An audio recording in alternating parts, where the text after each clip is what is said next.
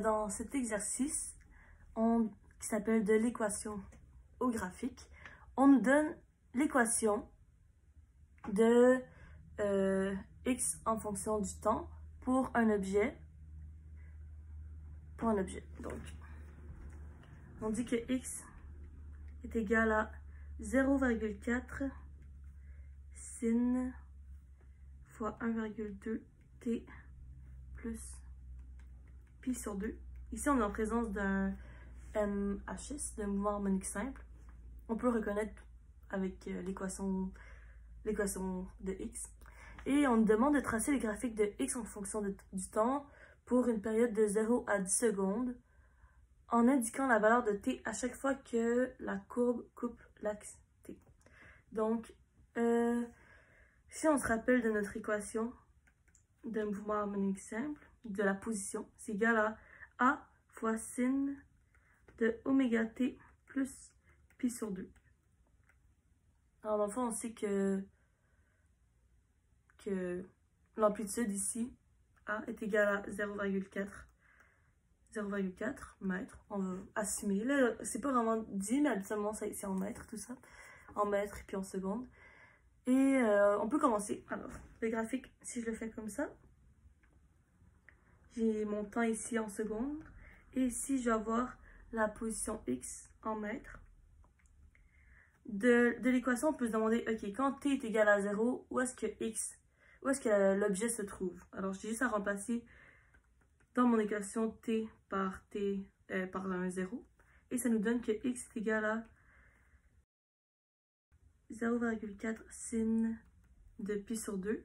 Et pi sur 2, si on se rappelle bien, notre cercle trigonométrique, c'est égal à... Sin de pi sur 2, c'est égal à 1. Fait que c'est donc x est égal à 0,4. Alors on peut déjà le mettre sur le graphique, mettons ici. Après ça, d'autres questions qu'on peut se demander. On sait que le graphique il va ressembler à une onde comme ça parce que c'est un mouvement harmonique simple. On peut se demander... Fait que je peux le dessiner comme ça, mettons. Oupsie. Dans la question, on nous demande de marquer la valeur de t à chaque fois que la courbe croise le graphique. Donc, c'est à chaque fois que x est égal à 0. Ici. C'est là que ça croise l'axe t.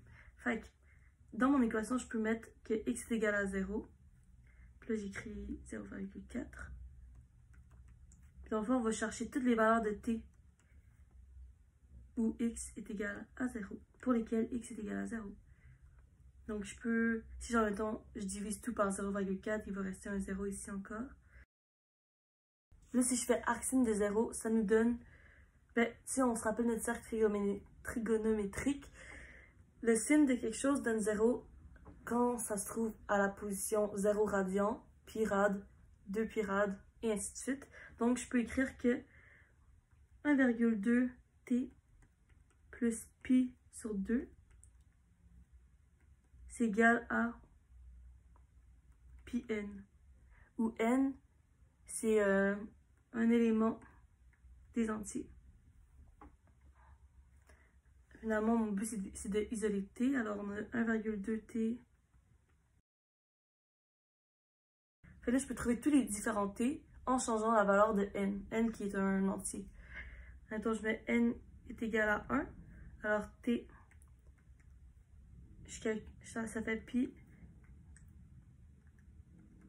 moins pi sur 2 divisé par 1,2. Et ça nous donne 1,31 secondes.